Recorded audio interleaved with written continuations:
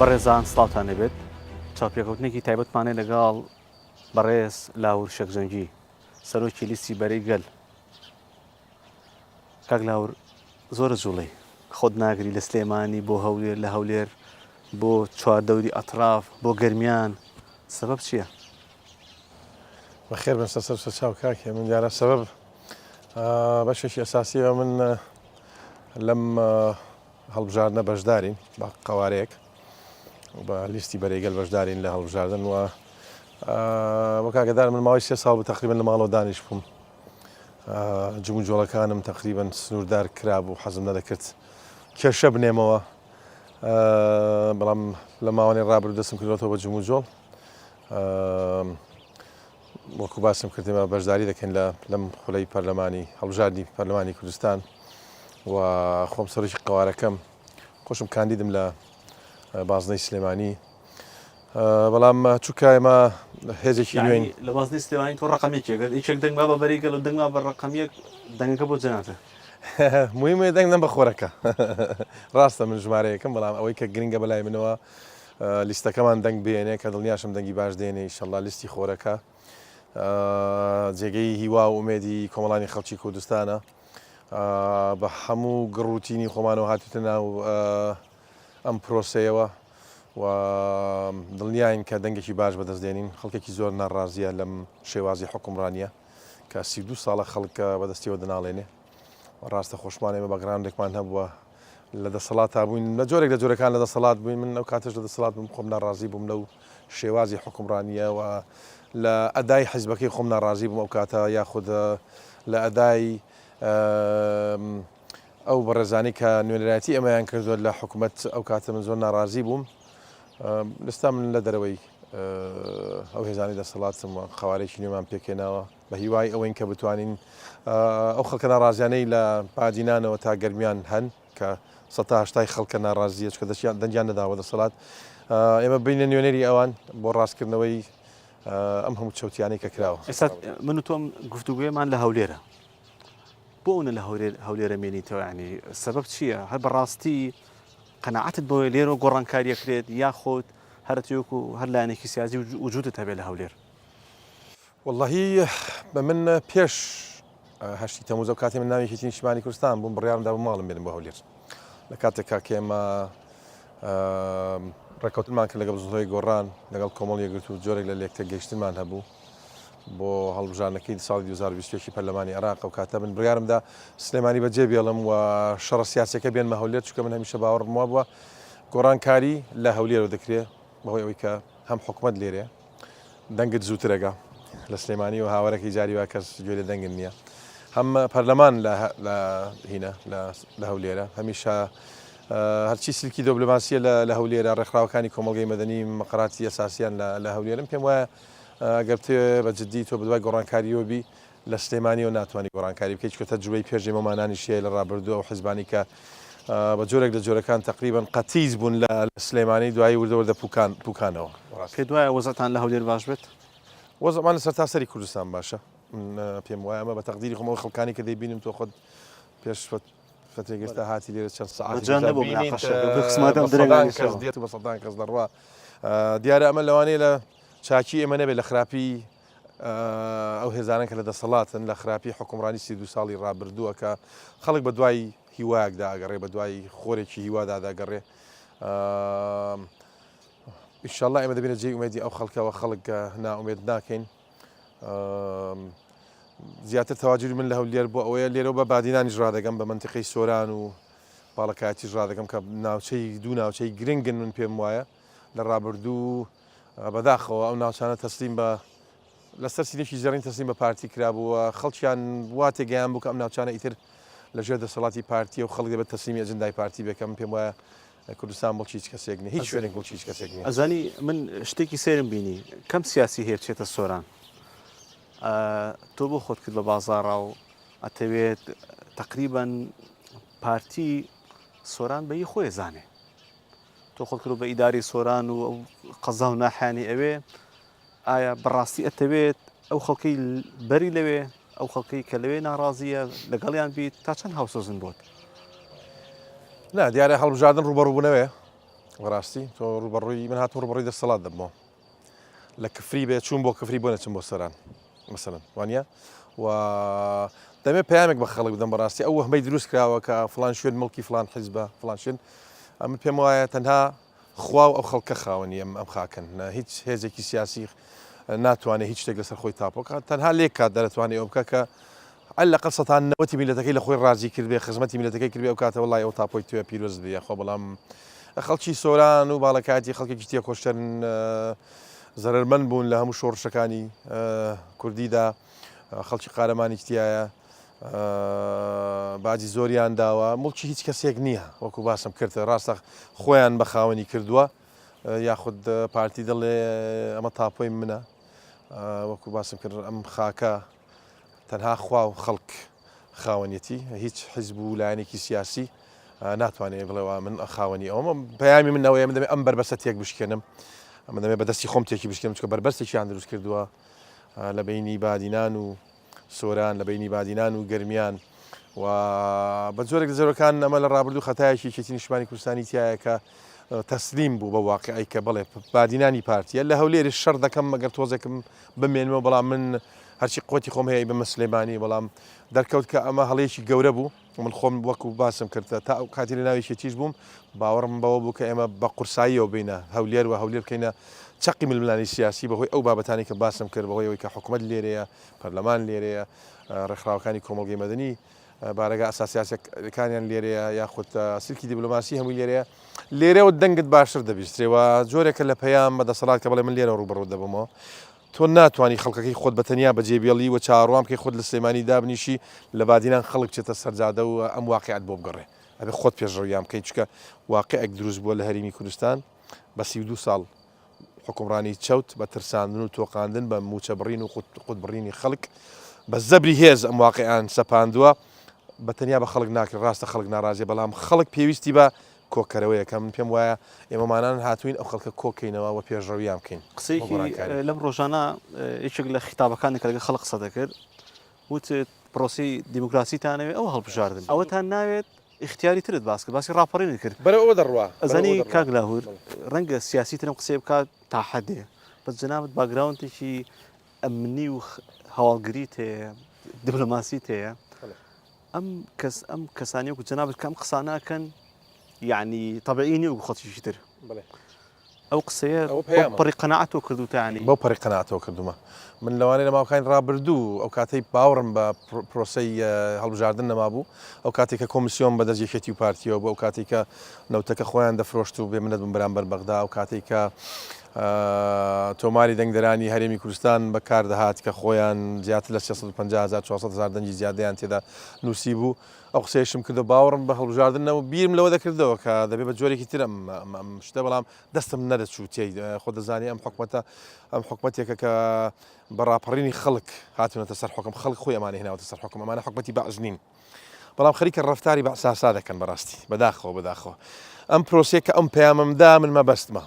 و دەشی کەم ساحیبی قسەی خۆمم ئەگەر پرۆسەی دیموکراسی ڕێگری بێتە پێشەوە ئەگەر لە ڕێی سندوقەکانی دەنگدانەوە ئەوان ڕێگری بکەن کە پرۆسەی دیموکراسی بەردەوام بێت چکە ئەمە چییە سندوقەکانی دەنگدان واتە کە تۆ ڕێگەت دەی ئەمە پرۆسی دیموکراسی و نێبوونەوە بەردەوامیدانە بە پرۆسی دیموکراسی بە هەموو کەم کورتەکانی بەڵام لە کاتێکا تۆ دەی مەسەنەوە 2 ساڵ هەڵبژاردن مدەکەی بەسەر چوە بەڕاستی بیت ئەگەر ئێستا بڕۆبیان و بدۆزیتەوە بۆی ڕێگری بکەی خیاری ئاخیر ئەوەیە کە من باسم کرد یان دەبێت بێت ڕاپەڕی بکەی و فشارێکی جەماوەری زۆر چکە 180 خەڵک دەنجی نەداوە بەمانە تۆ بتوانانی 130 کۆکی تۆ دەتوانانی ئەم 120 کە هەندێکیشی دەتوانم بڵم 100 لەو 120 تەنها لە پێناوموچەکانیان لەگەڵیانن ئەگەیان لەگەڵیانی بۆی نەگەینە شتی تر چکەشتی مەترسیدارتر هەیە تۆ منڵم ڕاپەڕین بەڵام لەوانەیە خەڵکێ بێ بیر لەو کاتە بچێتەوە شاخ خەباتی چەکداری دەست پێکاتەوە دژی ئەمانە چکەم قۆرخارەی کە کردویانە لە ڕابردوو و تا ئێستاش بەردەوامە دڵنیام سەریان دەخوا بینیمانە هێزە بووە زۆر لەوان بەهێزتر هێزە بووە زۆر هێزی سەربازی لەوان زیاتر هەبووە پارەی لەوان زۆرتر هەبە بەڵام کە میلەت گەیشتۆتە چینی تووڕێی میلەت هیچ هێزێک نیە بەرگەی لێ بگرێ پامێکە بووان کە بڵم ئەگەر ڕێگری بکەن شتی تر هەیە کە زۆر ئاسانە لەوانەیە تێکدان زۆر ئاسان بێ بەڵام ئێمەمانە نامەنێ ئەم هەرێمە تێک دێنم ئەزمونە تێکدێن چکە بە خوێن و ئارەقی نێوچەوانی دەیان هزار کەس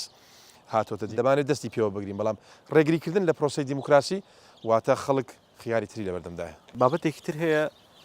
ئەوەی کە هێزانەکان بۆ نموناڵێن ئەبێت دەنگ بی بە فڵان کەس و دەنگ بی بە فیسار و کەشفە بیت و ئیلا ئاخری من هەر بیر بناسەبە گرتەیەکی ڤیدۆی بەڕێزت هەیە جۆم لێگرت و ئەڵێ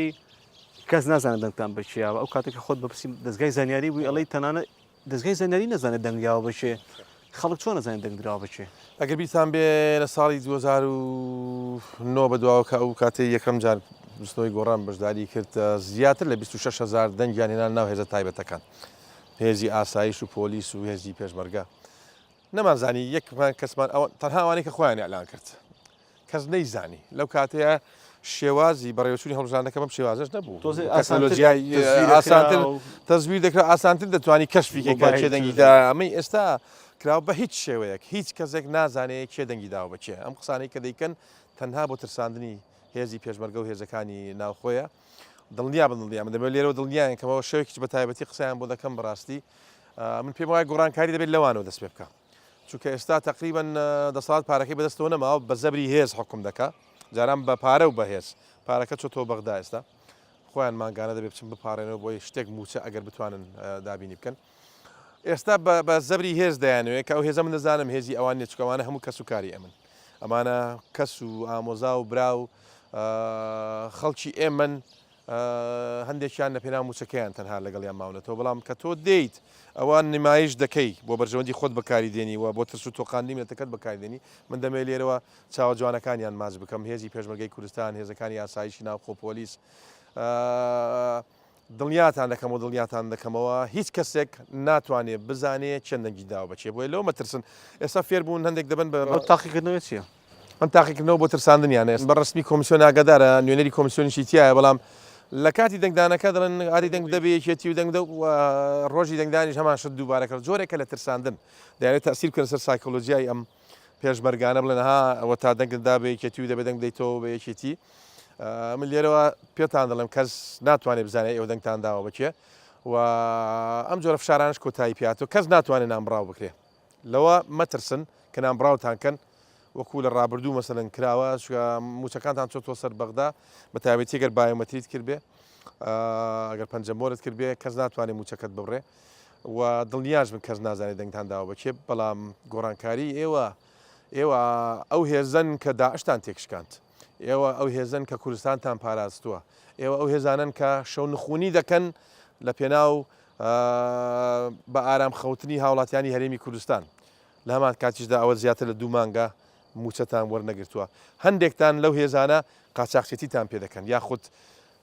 پاسەوانی بارە قاچاقیەکانتان پێ دەکەن قبولی مەکەن چیتم لێرە پێتان دەڵێم گۆڕانکاری گەورە بەڕێوەیە من چاوتان ماچەکەم ئەوان ئەگەر بزانن لە دەنگدانی تایبەت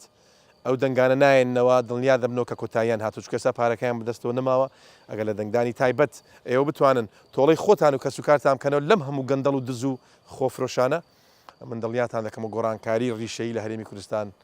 بەڕێوەیە تۆ لێکی لە قسەکان شا ئەڵیت هێزی دەنگانی تایبەتیان لەگەڵ نەماوە پێشمەرگە و هێزەکانی ئاسایش ناوخۆیان لەگەڵ نەماوە ئەمەش لە معلوماتەوەیە بەهۆی ئەوەی کە من خۆم باگرانێکی ئەمنیم هەیە پەیوەندێکی تونند و تۆڵم هەبوو لەگەڵ هەموو هێزی پێشمەرگە و هێزەکانی ئاسایشی ناوخۆ پۆلیس بەڵێ من بەردەوام پەیوەندیم پێوە دەکەن و ئاگادارم کە ڕەوشی ئەو هێزانە لە ڕووی بۆچوونی سیاسیانەوە چۆن نییە بەڵام کەوتۆتە سەرەوەی ئایا چۆن ئەوان ئایا دەتوانن کاریگەریان هەبێ بیان ترسێنن کە بە جۆرێک لە جۆرەکان من ترسیەوەمێک کە زۆری دەنگەکانی بسووتێنە من لێرە داوای لێرەکەم دەنگکاتان نەسووتێنن ئەگەر زۆر فشاریان لێ بکەن کە بەڵێ دەبێت دەنگ بدەن لەخوا بەزیاد ئێستا و کامیرەی مەمنوع کراوە بەڵام ئەوە کەوتۆتۆ سەر ئازایەتی چاودێرەکان بە یەکەوە بتوانین ئەو هێزانێک کە لە دەرەوەی دەسەڵاتن بتوانین بەیەکەوە چاودێرەکانمان پەیوەندێکی باشیان هەبێت لە ڕۆژی دەنگدانی تایبەت ئەوزم هەڵانجێکتان هەیە یەک دوو کۆبوونەوە کراوە لە بینی ئەو هێزانی لە دەروی دەسەڵاتن 2021 ڕووداوەکانی 8 تەمووز کە ڕوویە ئینتیخاباتی عێراق هەندێک لە فۆرمەکانی دەنگدانی تایبەت نووسرا بوو شێخ لاهور تەسەورێکی ئەمجار دەنگدانی تایبەت چی بنووسن ئینشاءڵڵا نانووسن شێخ لاهور ئینشاءڵڵا دەنگ بە خۆرەکە دەدەن لە جیاتی ئەوە بە هەر ژمارەیەکی دەن بیدەن کێشە نیە مەمێ دەنگ بە خۆرەکە بدەن ئەم خۆری هیوایە دەبێ ئەم خۆری هیوایە سەرخەین بە هەوڵ هیمەتی هەموو لایەک چووکە ئەو هێزەی ئێمە یاخود ئەو بەرەی ئێمە بەرەی گەل پلتفۆرمێکی فراوانە بۆ هەموو ئەو کەسانی کە ئازادی خوازن بۆ هەموو ئەو کەسانی کە نەعەدالەتی ڕەت دەکەنەوە بۆ هەموو ئەو کەسانی کە هیوا و ئومێدیان هەیە بۆ ئایندە دەبێت ئەو خۆرە سەر بخەین بۆی بدرەوشێتەوە و لە پەنجەرەی هەموو ماڵێکی کوردستانەوە بچێتە ژوورەوەی ئینشەڵڵا. وجوتان چی ئەبێ لە هەولێر؟ ئێستا هەولێر ئەوەی کە خەڵک بە عام باسی کات پایتەختە بەڵام خزمەتگوزاری نییە. مۆزوعی زستانان مشکلی ئاوی هەیە، هاوینان مشکلی ئاوی هەیە، جا هەر وەرزی بە نوعەیە هاوین ئاویان نییە زستان ئاویان بە ئەم کێشانی کە هەیە نەک بەس هەولێر باسی هەرێم هەموو هەرێمی کوردستانەکەین بەس بۆیە پرسیاری هەولێری دێکم بەڕاستی لە هەولێرین ئەمەوێت ئەو شتانە باسکەین کە پەیوەندی بە خەڵکی هەولێرەوە هەیە.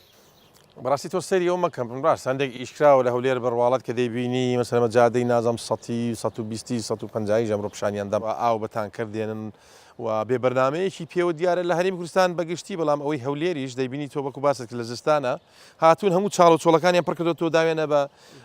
کۆمپانیەکانی خۆیان بینایان لەسەر دروستکردن لە زستانە ئاو کۆ دەبێتەوە و لافاوە دروست دەبێت. لە هاوینی شاب بەهۆی دروستکردنی ئەم هەموو عیمارە وهێنانی خەڵکێکی زۆر سیتیەکان بەبێ بەرنمەی تەبعەن ئاوی ژێرجەی زۆر کەمی کردووە ئاوەکە بەش ناکاتەوە دەتەوێت بەرنمێکی واتیە مەسەلەن شارە گەورەکە دەبێت کەم جا بوونی تەحتیەکەی تۆ دروستکەی جادەوبان ئاو کارەبا تۆ ئەمانەتی چی نەکردووە بەڕاستی تۆ دەی یەکسەر بیناکە دروست دەکەی بۆی پارە بخەیتە گیرفانت پەلەتە هەست دەکەم دەتێت ڕابکەی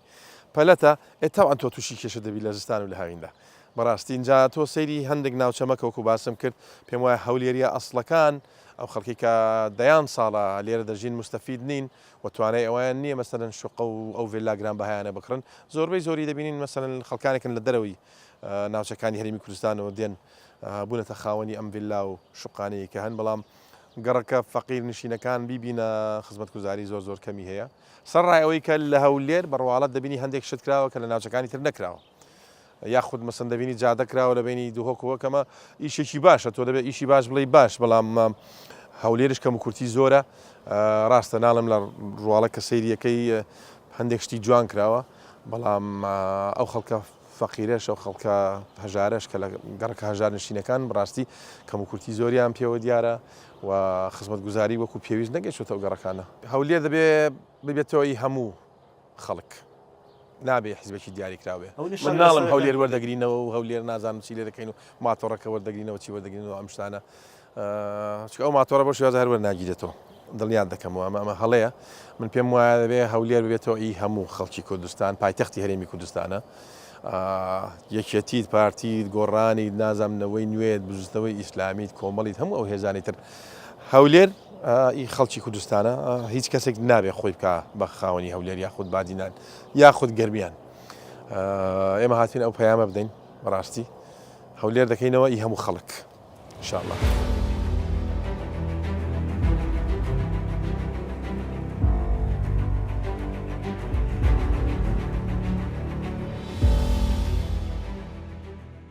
دیقەتی و خۆرەیەم زۆر ئاسانە لەسەر فۆرمەکە سەر ئەی بینن ئەوش بیرۆکەیەکی گرنگە ینی خۆرمانای زۆرە خۆرەکەمە زۆرمان بیرلەوە کردەوە کە چ شتێک بکەینە سەر ئاڵاکەمان بەڕاستی دیقەتی بە ئەو خۆرە لەگەڵ ئەوی ئاڵای کوردستانە یەک قیاسە بەڵێکە تێپەڕاندنی ڕەنگەکانە بە تایبەتی ڕەنگی ئاشتێ بەڵام خۆری هیوایە و خۆر ئاوا دەبێ بەڵام هەموو ڕۆژ بەیانیان هەڵدێتەوە کەناون ئەو خۆرە خۆدا ناوە ینی من هەستەکەم لە هینی خۆتە چونکە خۆشت ئەو هینەتیە ینی ئینرجێتیایە ئەو هەموو ڕداوت بەسەرات دایمەن خۆرە حتا لە هینەکەی ژە تیرۆری شاوەتی خۆی کە دیزاینم کردو لۆگۆکەی هەر هینێکی خۆری تایە بڵێ پیرە قەراتم لە سلێمانی و هێناوە ئەمە گلەی بێ لە هەولێرەکان ڕسمێکی قەراتیان لۆ نەینام ئەو خەڵکاتە سەردانیان کردم لێرە مەزبور خۆم پیرە قەراتم لە سلێمانی و هێناوەتە هەولێر بۆی خەڵک بزانێ ئەو کاتانەی کە ئەو ڕسمە دەرەسی لە پشتمە من لە هەولێرم بەڕاستی خەڵک بۆ بزانێ ئەوە دیاری خەڵکی سلێمانی بە خەڵکی هەولێر هێناوە لێردام